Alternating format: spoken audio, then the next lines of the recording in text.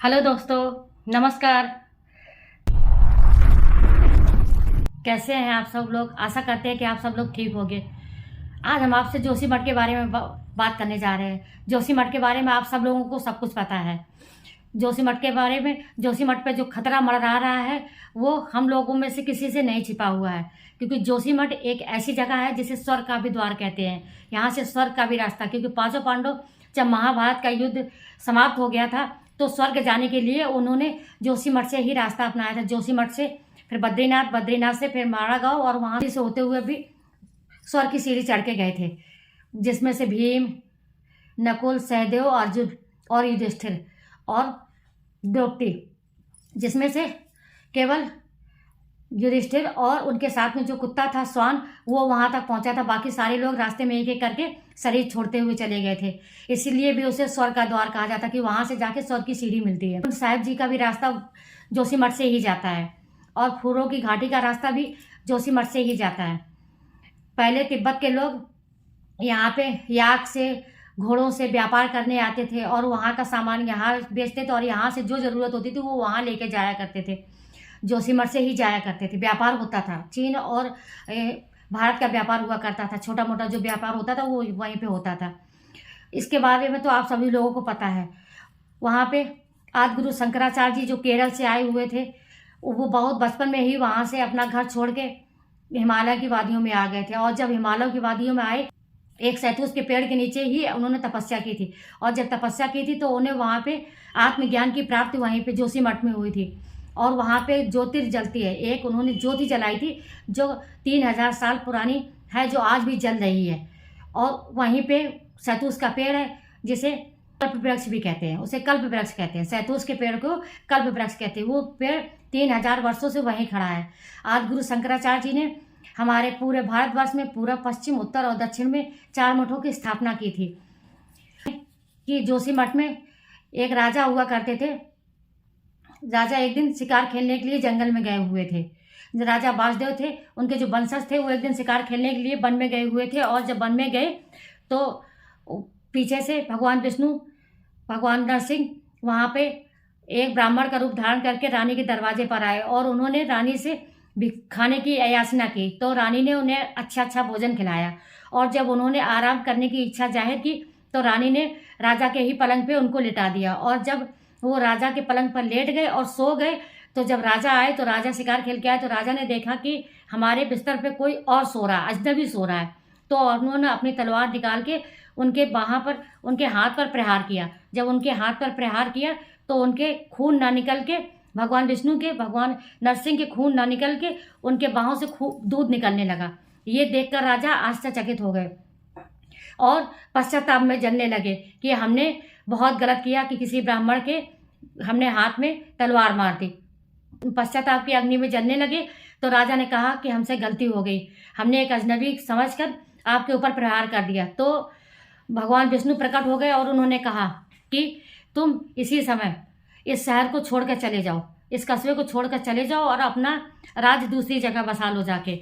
और जो हमारा ये टूटा हुआ हाथ है, यहाँ पे हमारी मूर्ति स्थापित कर दो। कहते हैं भगवान विष्णु ने ये भी कहा कि जब तक ये बाँह पतली होती रहेगी तब तक नर और नारायण पर्वत ऐसे ही खड़े रहेंगे। जिस दिन ये भुजा यहाँ से टूट के गिर जाएगी, उसी दिन नर और नारायण पर्वत एक हो जाएंगे। क्योंकि नर और नारायण पर्वत के बीच में बद्रीनाथ और अलकनंदा का निवास स्थान है। बद्रीनाथ और अलकनंदा, नर और नारायण जो पहाड़ है, उन दोनों के बीच में है। और जब नरसिंह भगवान का, भगवान विष्णु का, नरसिंह भगवान का ये हाथ टूट के गिर जाएगा, उसी दिन नर और नारायण पहाड़ एक हो जाएंगे। उसी दिन से बद्रीनाथ जाने का रास्ता बंद हो जाएगा, हमेशा हमेशा के लिए बंद हो जाएगा। भविष्य, और हमें वहाँ पे भविष्य बद्री के दर्शन हुआ करेंगे। ये विष्णु भगवान ने उनको बताया। पे एक मंदिर बनवा के नरसिंह भगवान का, और वहाँ से चले गए। कहते हैं जब हिरण्यकश्यप के प्रहलाद पैदा हुए तो उन्होंने, प्रहलाद को, विष्णु भक्त थे, प्रहलाद एक विष्णु भक्त थे, और उन्होंने जब विष्णु भगवान की पूजा की तो ये हिरण्यकश्यप को अच्छा नहीं लगा और उन्होंने उनको मारने के लिए बहुत जतन किए। आखिरी में उन्होंने अपनी बहन को बुलाया और उन्होंने कहा कि इनको तुम अपनी चादर में ढक लो और इनको आग में जला दो ताकि विष्णु का नाम ना ले पाए। तो होलिका जो उनकी बहन थी उन्होंने ऐसा ही किया, पर तब भी प्रहलाद बच गए और होलिका जल गई। फिर इसके बाद में भगवान विष्णु से ये सब कुछ देखा नहीं गया कि उनके भक्त पे इतनी आपदा आई है, इतना परेशान कर रहे हैं हिरण्यकश्यप, क्योंकि उन्हें अभी अमरता का वरदान था। अमरता नहीं, पर अमरता से कम भी वरदान प्राप्त नहीं था। तो भगवान विष्णु ने खंभा फाड़ के और प्रकट हुए तो उन्होंने हिरण्यकश्यप का वध कर दिया। हिरण्यकश्यप का जब वध कर दिया तो उनको नरसिंह भगवान कहा गया, क्योंकि आधा उनका सर नरसिंह का था और आधा इंसान का था, इसीलिए नरसिंह कहा गया। नर और सिंह, नर मतलब इंसान और सिंह मतलब सिंह का जो उनका आधा धड़ था। तो जब वो बहुत गुस्से में थे तो माता लक्ष्मी जी से ये देखा नहीं गया। उन्होंने प्रहलाद से सहायता मांगी और सहायता मांग के उनसे कहा कि तुम तपस्या करो और इनको शांत करो। तो भगवान प्रहलाद ने तपस्या की थी जोशीमठ में और उनसे प्रार्थना की कि हे विष्णु भगवान, हे नरसिंह भगवान, आप शांत हो जाइए। तो नरसिंह भगवान शांत हो गए थे। तब से लेके आज तक वहाँ पे नरसिंह भगवान की मूर्ति शांति स्वरूप में विराजमान है। इसके बाद राम भगवान 14 वर्ष के लिए वनवास गए थे। तो वहाँ पे जब रावण से युद्ध हो रहा था तो लक्ष्मण को तीर लग गया था। तो उन्होंने संजीवनी बूटी लाने के लिए हनुमान जी को भेजा। जब हनुमान जी को संजीवनी बूटी लाने के लिए भेजा तो ये बात रावण को पता चल गई।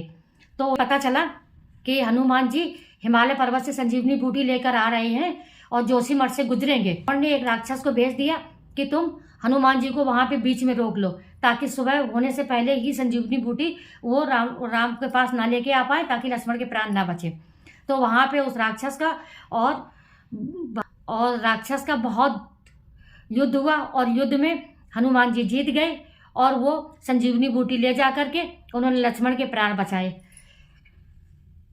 कहते महीने के लिए जोशीमठ में ही विराजमान रहते हैं और 6 महीने बद्रीनाथ धाम में विराजमान रहते हैं। शीतकालीन में जब ठंडी पड़ने लगती है तो नवंबर से लेकर अप्रैल तक भगवान बद्रीनाथ जोशीमठ में ही नरसिंह भगवान के मंदिर में ही विराजमान रहते हैं और इसके बाद में फिर वो बद्रीनाथ धाम में विराजमान किए जाते हैं।